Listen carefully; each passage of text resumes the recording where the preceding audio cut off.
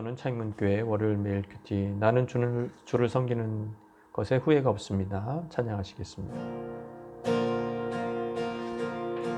나의 평생에 가장 복된 일은 내가 예수님을 만난 것이라. 나의 평생에 가장 잘한 일은 내가 예수님을 주로 섬긴 것이라. 세상 살 동안 내가 걷는 길이 때론 험하여서 넘어질 때도 주의 강한 손이 나를 붙드시니 나는 예수님을 주 섬기며 살리. 나는 주를 섬기는 것에 후회가 없습니다. 내가 걸어온 모든 시간 주의 은혜니 내가 걸어갈 모든 날도 주만 섬기며 살리. 오직 예수 이름 부르며 살아가리라.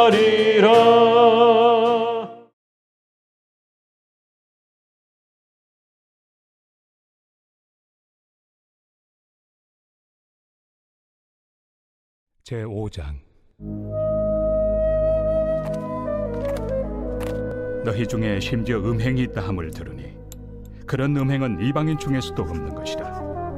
누가 그 아버지의 아내를 취하였다 하는도다. 그리하고도 너희가 오히려 교만하여져서 어찌하여 통한이 여기지 아니하고 그 일 행한 자를 너희 중에서 쫓아내지 아니하였느냐. 내가 실로 몸으로는 떠나 있으나 영으로는 함께 있어서 거기 있는 것 같이 이런 일 행한 자를 이미 판단하였노라. 주 예수의 이름으로 너희가 내 영과 함께 모여서 우리 주 예수의 능력으로 이런 자를 사탄에게 내주었으니 이는 육신은 멸하고 영은 주 예수의 날에 구원을 받게 하려 함이라. 너희가 자랑하는 것이 옳지 아니하도다. 적은 누룩이 온 덩어리에 퍼지는 것을 알지 못하느냐. 너희는 누룩 없는 자인데 새 덩어리가 되기 위하여 묵은 누룩을 내버리라. 우리의 유월절 양 곧 그리스도께서 희생되셨느니라. 이러므로 우리가 명절을 지키되 묵은 누룩으로도 말고 악하고 악에 찬 누룩으로도 말고 누룩이 없이 오직 순전함과 진실함의 떡으로 하자. 내가 너희에게 쓴 편지에 음행하는 자들을 사귀지 말라 하였거니와 이 말은 이 세상에 음행하는 자들이나 탐하는 자들이나 속여 빼앗는 자들이나 우상 숭배하는 자들을 도무지 사귀지 말라 하는 것이 아니니 만일 그리하려면 너희가 세상 밖으로 나가야 할 것이라. 이제 내가 너희에게 쓴 것은 만일 어떤 형제라 일컫는 자가 음행하거나 탐욕을 부리거나 우상 숭배를 하거나 모욕하거나 술 취하거나 속여 빼앗거든 사귀지도 말고 그런 자와는 함께 먹지도 말라 함이라. 밖에 있는 사람들을 판단하는 것이야 내게 무슨 상관이 있으리오마는 교회 안에 있는 사람들이야 너희가 판단하지 아니하리야. 밖에 있는 사람들은 하나님이 심판하시려니와 이 악한 사람은 너희 중에서 내쫓으라.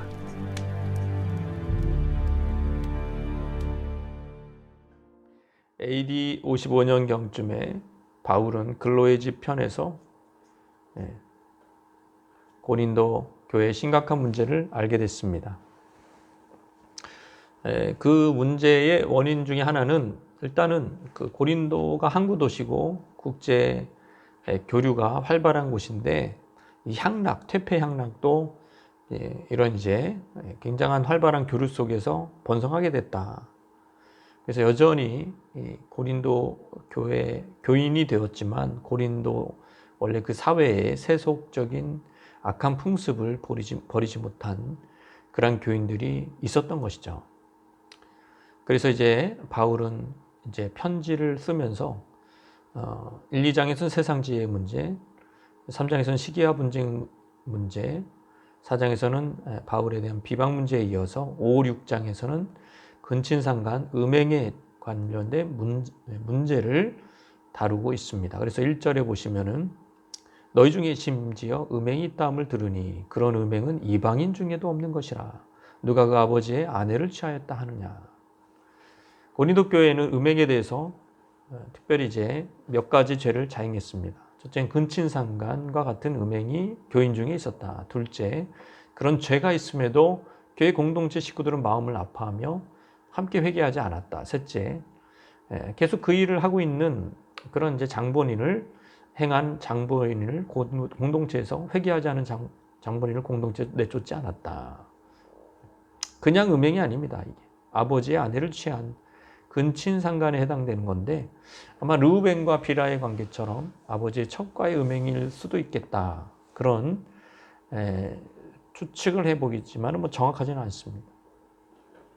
이방인들은 이방 신전에서 영육간의 음행을 해왔습니다. 그런데 하나님 모르는 이방인보다 더 심하다라고 바울은 판단한 것이죠. 왜 이런 일이 일어났느냐? 너희들이 교만하기 때문이다. 오히려 교만하여져서 어찌하여 통하니 여기지 아니하고 그 일 행한 자를 너희 중에 쫓아내지 아니하였느냐. 이 성적 타락의 장본인들은 교우인데도 교회 다니는 사람인데도 온 교인이 애통해하지 않았어요. 이 악한 죄에 대해서 분노하지 않았습니다. 그 음식해도 시원할 판에 어쩔 수 없는 일이잖아. 원래 우리가 지금 상황이 그런 거 아니야? 네. 세상이 그런지 어떻게 해? 이렇게 방관하는 그것은 그들이 교만하다라는 증거다라고 바울은 생각하고 있었던 것이죠. 특별히 암을 제거하지 않아서 암이 쫙 퍼지는 것처럼 출교를 시켜야 되는데 이 사람을 이 죄인을 출교시키지 않고 오히려 보호하고 있으므로 오히려 그 상처가 방치가 되어 온몸이 썩어 들어가는 그러한 이제 고통을 겪고 있다라고 바울은 판단한 것입니다. 그래서 바울은 내가 실로 몸으로는 떠나 있으나 영으로는 함께 있어서 거기 있는 것 같이 이런 일을 행한 자를 이미 판단했다고 말합니다. 바울은 거기에 있지 않았어요. 그러나 판단할 권리가 있다. 마치 거기 있는 사람처럼. 왜냐하면 영으로 내가 너희들을 위해서 기도하며 영으로 함께하고 있다라고 얘기하면서 말이죠. 바울은 그리스도 예수의 이름으로 모여서 바울의 가르침을 따라 이 페루나를 벌하고 이 음행하는 자를 출교시키라고 명령합니다. 분리시켜야 된다는 거예요. 출교 처분으로 다시는 교회 공동체에 들어오지 못하게 해야 된다는 거예요. 그래야 출교자에게도 구원의 기회가 찾아온다고 바울은 아주 놀라운 말씀을 전합니다. 4절에 주 예수의 이름으로 너희가 내 영과 함께 모여서 우리 주 예수의 능력으로 이런 자를 사탄에 내어주었으니 이는 육신은 멸하고 영은 주 예수의 날에 구원을 받게 하려 함이니라. 바울은 이 죄인이 사탄에게 내어준 바 되어 사탄이 하고 싶은 대로 그 죄인에게 할 수 있도록 해라. 사탄은 죽이고 멸망시키는 영입니다. 그 결과 범죄한 죄인의 육신을 멸망시킬 겁니다. 그러나 그 영은 멸망하는 과정에서 택한 영혼이라면 구원받을 소망을 잃지 않을 것입니다. 특히 죄인이 구원을 받았을지라도 출교해야만 하는 이유, 이 음행의 죄일 경우에는 육신이 멸망당하는 과정에서 하나님의 섭리 가운데 회복을 기대할 수 있기 때문입니다. 육신의 멸망 과정에 오히려 영혼 구원을 받을 또는 영혼 구원을 지킬 기회를 제공할 수가 있다. 마치 탕자처럼 탕자에 비유해 보면 언제 회개합니까? 탕자가 육신이 고달프고 거의 반 죽어나갈 때 여러분 탕자는 돈을 펑펑 쓰고 풍요로울 때 회개한 것이 아닙니다. 그지가 되었을 때 회개할 마음을 비로소 가진 것입니다. 그렇게 출교를 명해라. 매정해 보여도 그것이 첫째 기존 교인을 보호하는 길이며 둘째 범죄자를 다시 회개시킬 수 있는 최고의 그러한 선택이 된다. 그럼에도 불구하고 이런 지금 흉악한 일이 교회 안에 벌어지고 있는데도 너희들은 여전히 교만하고 자랑하는 것이 있다. 그거 옳지 않다. 적은 누룩이 온 덩이에 퍼지는 것을 알지 못하느냐. 부끄러워해야 되는데 오히려 너희들은 오히려 이런 걸 부끄러워하지 않고 자랑하는 것이 있다. 출교시키지도 않으면서 음행을 쉬쉬하고 묵인하거나 여전히 자기 지혜를 자랑하고 세상 지혜를 자랑하고 헬라 철학을 자랑하고 은사를 자랑하고 사역자를 자랑하고 맨 자랑질을 하고 있는 거예요. 고린도 교인들. 안에는 지금 팍팍 썩어 들어가고 있는데 겉으로는 막 자랑을 하고 있는 거예요. 겉에 보이는 게 지금 자랑할 만한 게 있으니까. 바울은 형제의 죄악을 알고도 상응하는 조치를 하지 않는 교회는 마땅히 책망받아야 된다고 본 것입니다. 왜? 죄는 누룩과 같아서 급속히 퍼지기 때문에 소량만 있어도, 이스트 소량만 있어도 여러분 온 누룩, 온 밀가루를 부풀게 할 수가 있는 반죽을. 죄가 작아도 심각성을 느껴야 된다는 것이죠. 큰 나무가 작은 입마른 병 하나에 쓰러지듯이 그 결과는 참담할 것이다. 그리스도의 몸에 전염될 것이라고 얘기하고 있습니다. 너희는 원래 누룩 없는 자가 아니었냐.